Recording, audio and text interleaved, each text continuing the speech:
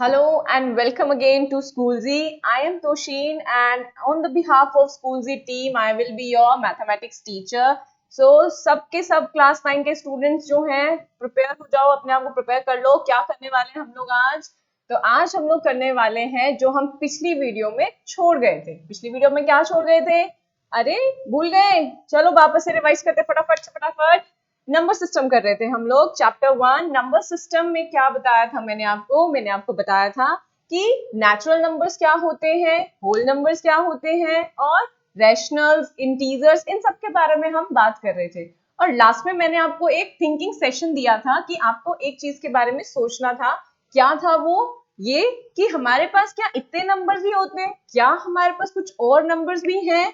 तो जी हाँ, उसका आंसर है yes, we do have other numbers which are not rationals. अरे रैशनल्स क्या होता है? रैशनल्स वो सारे नंबर्स जो कि कैसे हैं, p बाय q की फॉर्म में लिखे जा सकते हैं, जहां पर q क्या है आपका नॉट इक्वल टू 0 और p और q कैसे थे आपके इंटीजर्स। भूल तो नहीं गए? z का हमने क्यों लिया है? z मतलब set of all the integers. ये z कहां से लिया था? याद करो, एक जर्मन वर्ड था ज़ाहलिन, जिसका मतलब था टू काउंट। यस, तो p और q हमने कहां से लेने हैं? इंटीजर्स से। तो कुछ ऐसे नंबर्स भी अब हमारे पास बच जाते हैं जो कि क्या है? रैशनल्स नहीं है। उन्हें हम क्या कहते हैं? उन्हें हम कहते हैं इररेशनल नंबर्स। और यही क्या होने वाला है हमारा आज का टॉपिक। ठीक है बच्चे? तो इररेशनल नंबर्स अभी तो क्लियर हो ही गया, जितनी मैं आपके साथ बात कर रही हूँ वो सारे के सारे नंबर्स जो कि कैसे हैं? रैशनल नहीं है, उन्हें क्या कहा जाता है? Irrational numbers. अब याद करो, हमने रैशनल को किस सिंबल से रिप्रेजेंट किया था या किस लेटर से रिप्रेजेंट किया था? हमने यूज किया था Q। ठीक है, तो इररेशनल नंबर्स के लिए हम लोग यूज करेंगे Q डैश या फिर I। ठीक है, Q डैश का मतलब क्या होता है बच्चे? इधर समझो, जहां पर भी आपका डैश लग जाता है ना, तो मैथ्स में उस लैंग्वेज को क्या कहा जाता है? कॉम्प्लीमेंट। उसे हम कहते हैं Q कॉम्प्लीमेंट। कॉम्प्लीमेंट से मतलब होता है कि जो Q नहीं है, यानी Q डैश का अगर मतलब अगर हम समझना चाहें तो इसका सिंपल सा मतलब है कि वो सारे के सारे नंबर्स जो कि क्या है? रैशनल्स नहीं है। ठीक है, अब ये अलग अलग बुक्स में आपको अलग अलग नोटेशन यूज किया जाएगा। किसी बुक में आपको Q डैश मिलेगा, किसी बुक में आपको I मिलेगा। ठीक है, सो कंफ्यूज नहीं होना, हमें दोनों चीजों के बारे में पता होना चाहिए कि Q डैश क्या है और I क्या है। दोनों ही क्या रिप्रेजेंट करते हैं हमारे पास? Irrational numbers.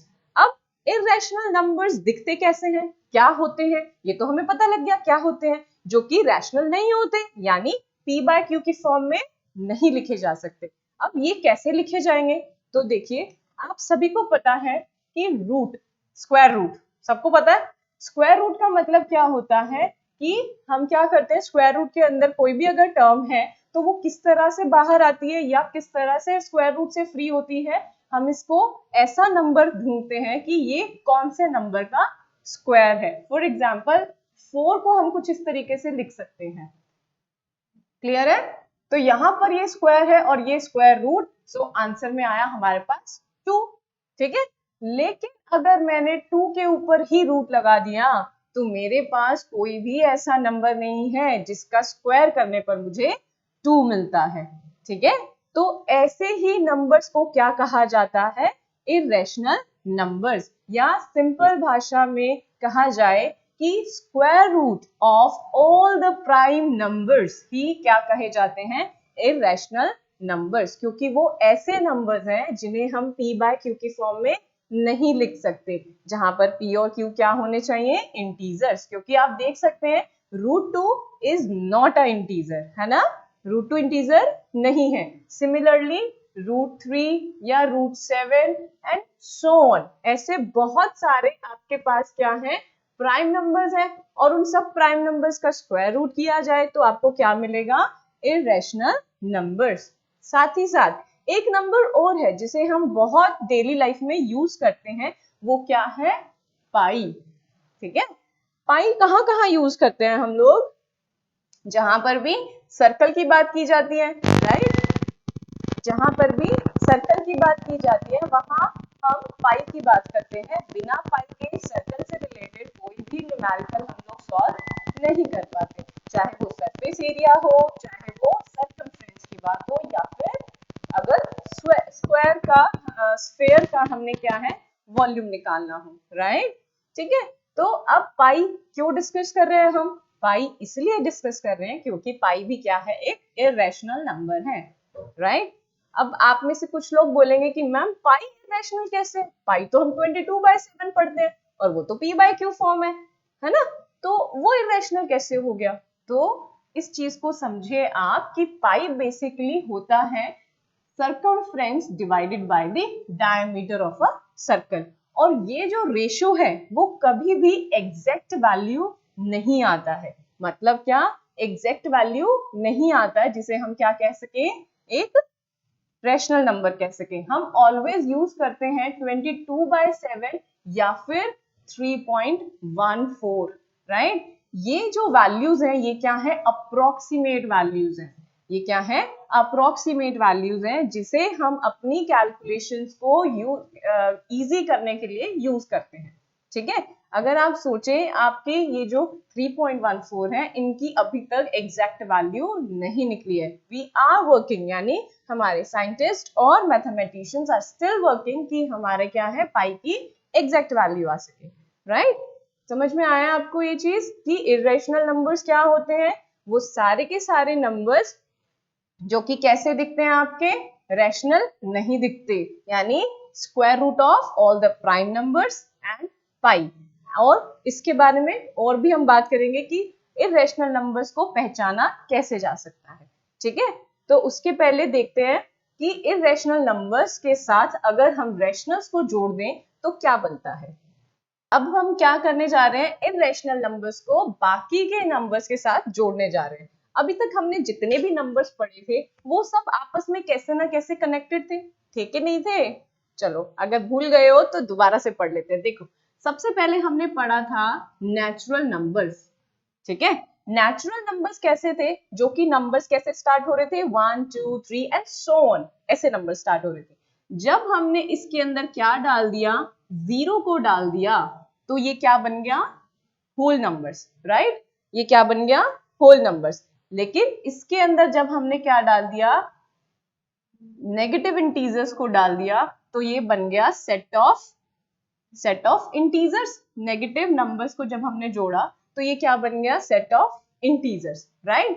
Set of integers बन गया। लेकिन इसके साथ जब हमने क्या किया, हमने इसके अंदर एक चीज और ऐड कर दी, वो क्या थी, फ्रैक्शनल वैल्यूज। आप याद करिए, मैंने आपको फ्रैक्शन और रैशनल नंबर के बीच का डिफरेंस भी बताया था कि क्या डिफरेंस होता है, एक बिल्कुल माइन्यूट सा डिफरेंस होता है कि फ्रैक्शन क्या है और रैशनल नंबर क्या है।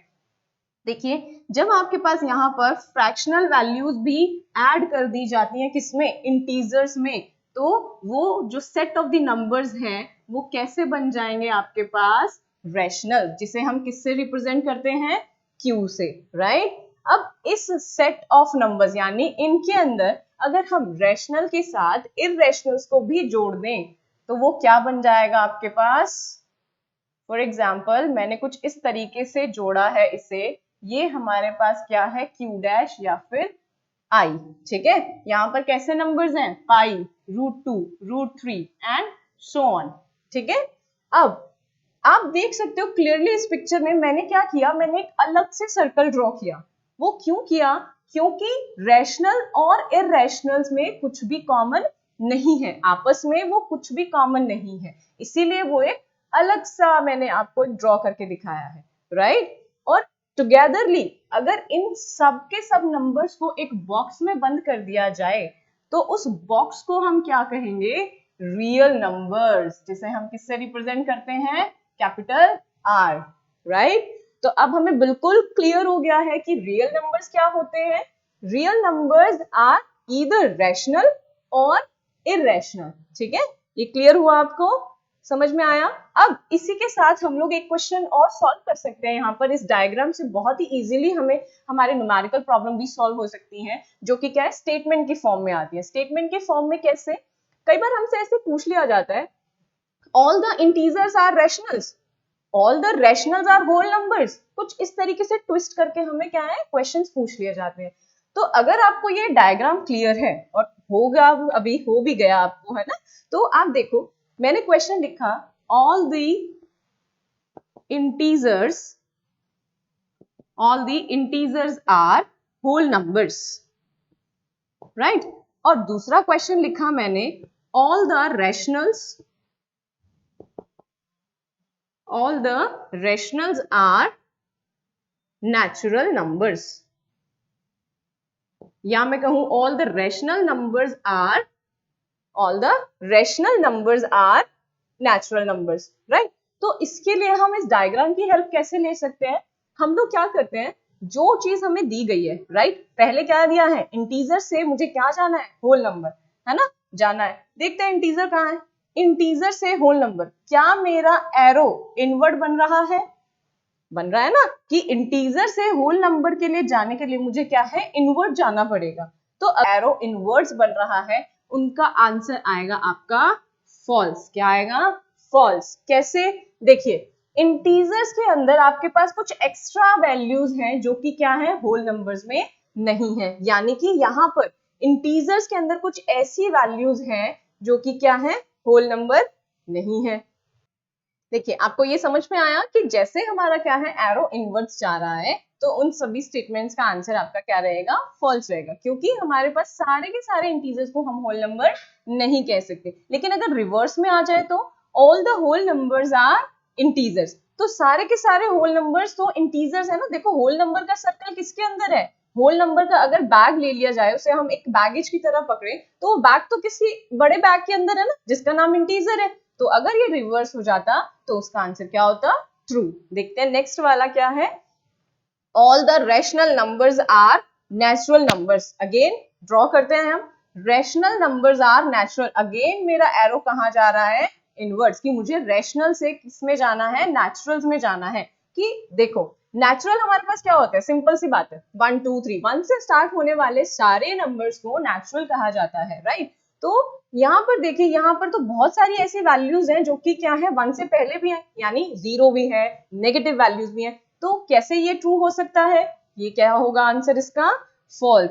और ऐसे भी समझ सकते हैं आप, क्योंकि इसका एरो कैसा जा रहा है, इनवर्स जा रहा है, तो आंसर क्या रहेगा, फॉल्स। ठीक है, तो आपको क्लियरली समझ में आया ये चीज। लेकिन अगर इसका क्या है, उल्टा हो जाए, all the natural numbers are rational, यानी कि नेचुरल से कहाँ जाना है, रैशनल्स पे जाना है, तो एरो कहाँ बन रहा है आपका, आउटवर्ड्स। तो ये कैसा होगा, ट्रू। जब आपका क्या है, एरो आउटवर्ड्स बन रहा है, तो उन सभी स्टेटमेंट्स का आंसर आपका रहेगा ट्रू। लेकिन जब इनवर्ड्स बन रहा है तो फॉल्स। Very good. चलिए, इसको हम एक पिक्चर से समझते हैं। देखिए, ये आपको मेरे साथ में एक पिक्चर दिख रही होगी, है ना, ये बिल्कुल वैसा ही पिक्चर है जो अभी हमने क्या है, डायग्राम अभी बोर्ड पे ड्रॉ करा था। बिल्कुल मेरे साथ में आपको दिख रहा होगा इर्रेशनल, जो कि किस सिंबल से रिप्रेजेंट किया गया है, क्यू डैश। और उसी के साथ में आपको क्या दिख रहे हैं, rationals, integers, whole numbers and natural. यहाँ देखिए, होल नंबर्स आपको एन नोट से रिप्रेजेंट किया है, एन उसके नीचे क्या है, 0। तो ऐसा इसमें कंफ्यूज होने जैसा कुछ नहीं है। ये जैसे हमने रैशनल्स के दो सिंबल्स पढ़े थे, क्यू डैश एंड आई, वैसे ही होल नंबर्स के लिए ये यूज किया गया है। But most of the books में आपको क्या यूज किया जाता है, डब्ल्यू। ठीक है, अगर आप इसके अंदर एक चीज और नोटिस कर पा रहे हैं तो वो यही है, क्या, कि रैशनल और इर्रेशनल बिल्कुल एक दूसरे से क्या है, डिफरेंट है। और जिसके अंदर क्या है, आप ये दोनों ही है, जिस सर्कल के अंदर रैशनल भी है और इर्रेशनल भी है, तो उसे क्या कहा गया है, ऊपर देखो रियल नंबर्स दिख रहा है, लिखा है ना, रियल नंबर्स, राइट। समझ में आया? तो अब इस पिक्चर से और इस डायग्राम से आप खुद रिलेट कर सकते हैं बहुत ही इजीली कि रैशनल और इर्रेशनल में कुछ भी कॉमन नहीं होता। ये बिल्कुल ही डिफरेंट टाइप के नंबर्स हैं, इर्रेशनल नंबर्स, राइट। ठीक है, तो अगर हम क्या कर सकते हैं, सबके सब नंबर्स को नंबर लाइन पे ड्रॉ कर सकते हैं, तो इर्रेशनल नंबर्स को भी तो ड्रॉ कर सकते हैं ना, होना चाहिए, राइट। अब एक चीज और ध्यान रखिएगा, क्या, कि जब हम नंबर लाइन ड्रॉ करते हैं, राइट, जब हम नंबर लाइन ड्रॉ करते हैं, तो वहां पर हमारे पास इनफाइनाइटली मैनी नंबर्स होते हैं, एक लाइन पर होते हैं ना, between two numbers I have infinitely many numbers,